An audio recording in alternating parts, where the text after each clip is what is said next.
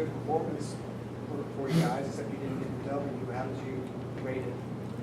Well, I mean, of course, you play to win the game. Somebody said that before. But when you look at it and we watch it with our players, the first half, I thought we played well. When we got into the second half, it wasn't up to our standard, and we let those guys know that actually during the game. And as a coach, you have to understand that, when they're out there, they're going to have some plays where it's not, it's not what you want. But I can't help but let them know it, and I think that's our job. So when you look at it overall, the first half we thought we played well, but the second half was definitely below our standards, and we just got to be better in the second half. You and Coach Morris have both talked about Darian Maline's, not just his physical ability, but his leadership and his communication at the back end of your defense. When he got ejected the other night, how did that change what you were able to call? Well, it changed things because you had a freshman have to go out, and you had to shift the whole alignment. We'll play with a nickel at times, so we had to adjust that. But just his presence, even in communicating calls and certain things that we'll do where we know he can get it done. If they give us this formation, he can get us lined up the right way.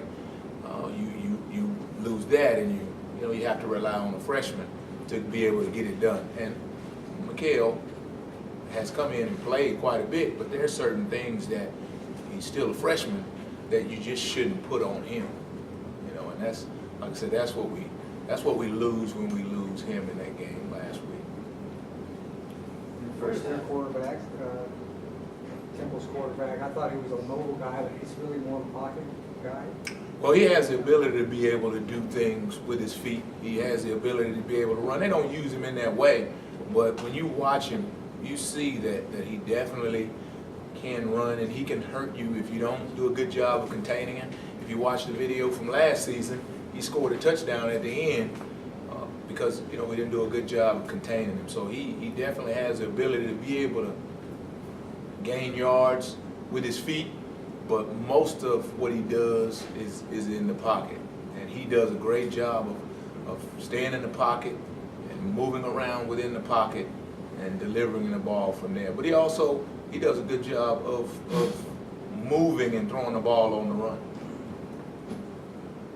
When you look at from the first half to the second half, and when you guys dipped a little bit in the second half, do you think it's more of just last execution, or you just get worn out, or a little bit of both? Well, I think it's a little bit of both. I think that more than anything, when you look at the fact that guys are playing more plays, playing more reps, as many, and I think I said this at the start of fall camp as we went into this season, is that when you play with a lot of freshmen, there's going to be some plays where they're going to look like freshmen, and as many plays as they play, you give them more opportunities to look like freshmen. If a guy plays 3 plays, he can look like the greatest recruit you ever signed. But as he plays 12, 13, 18, 37 plays, then his high school experience and some of his techniques, which he's had most of his career and only been in college a short time, some of that stuff shows up. And so I think it's a little bit of that. I think it's a little bit of fatigue, when you end up playing a whole game. And as we continue to grow our depth, continue to be able to rely on more and more guys, I think you'll see that part of it subside. In the first half, when you were able to hold them to third down conversions, not getting the first down at all until the end of the first quarter, what stood out to you about how you guys played well? Well, I think in the first half we did a great job of tackling. We did a great job of keeping them away from the things that they really did well on third down. But I think more than anything, it was the ability to be able to tackle and hold them on first and second down, to be able to get us to those third and long situations where the defense is big time in control or has the big time edge. There are times in the second half where we got them to those places, but we had letdowns for different reasons. For sometimes there was a young guy who was running left when he should have been running right, or a communication error. And those are the things that, as you keep growing through the season, as younger guys continue to play, then you take them out of their game. Coach Morris was saying that Temple's offense plays at a slower pace than some of the offenses you've seen. With the depth that you have said is better this year than last, but not where you want it to be yet, does that benefit you? Does that make this a more attractive matchup to you in any way? Well, as a coach, the pony up, the hurry up tempo offenses, they stress you, because they stress your players and they don't allow you to get them into the perfect call, and they don't allow you to align the way you like. A lot of times it's rushed, and you got to get a call out there because they're aligned and they're ready to go, whereas you pretty much know what personnel Temple is rolling out there with, and you know how they're about to attack you, and they're fine with that. And so there's a challenge with that, because they are a physical football team, and you have to make sure that you bring that same style of play on defense, but you don't ever have to worry about now, I tell you what, I won't say you don't ever. Those guys will tempo at times.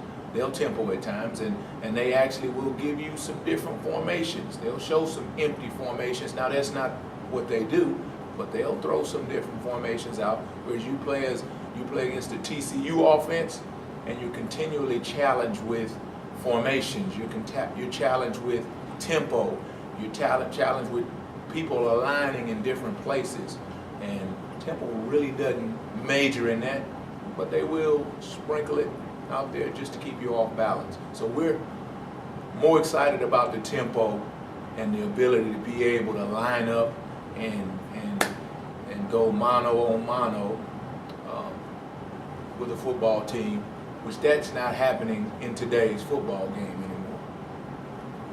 When you have a player ejected, do you worry about his aggressiveness in the weeks ahead, with the idea that he may have sort of a target on his back? Well, what we have to do, and we've talked to Darian about this, is that you will have a target on your back because you've been ejected, and that'll be the leading line. Anytime somebody talks about you, is the fact that you were ejected, but he's going to play the way he plays, and we're going to do it. We're going to try to keep him within the rules, and he'll be okay. But he's going to play the way he plays. He's a physical player, and coaches like that, and offensive coaches respect it. Nobody thinks he's a dirty player. Sometimes kids, they aim the wrong way, and so again, the game, the way it moves fast, and he's not ever been known as a dirty player. So we're gonna keep him as aggressive as he's been. Even before that ejection, he had some really big hits, in the run game, and him being the way he is, it benefits our defense, and it gives us a charge as we go through the game. So losing him was a big loss, but we're not going to change the way he plays. The turnovers that you guys have gotten, is that becoming a snowball effect? Are you feeling momentum? The guys kind of seeing the rewards of how they're playing? Well, they are expecting those things to happen, and they are. But the thing we say is what I said at the start of the season, what I said in fall camp, is that it doesn't happen by a miracle. We've practiced these things, we've emphasized these things, we've done it time and time again, we've talked about the importance of it, we have the trash can out there, and they understand that that's the goal every day of practice. That's what we do. So it should materialize in the game.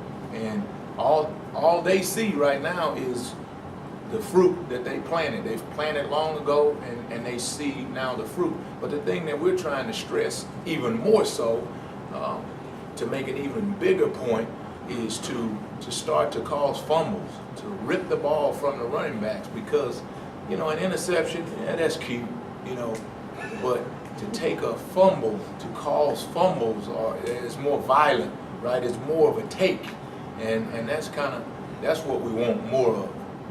Yeah, interceptions, they are. I mean, that's key. Glad you guys got a chuckle out of it.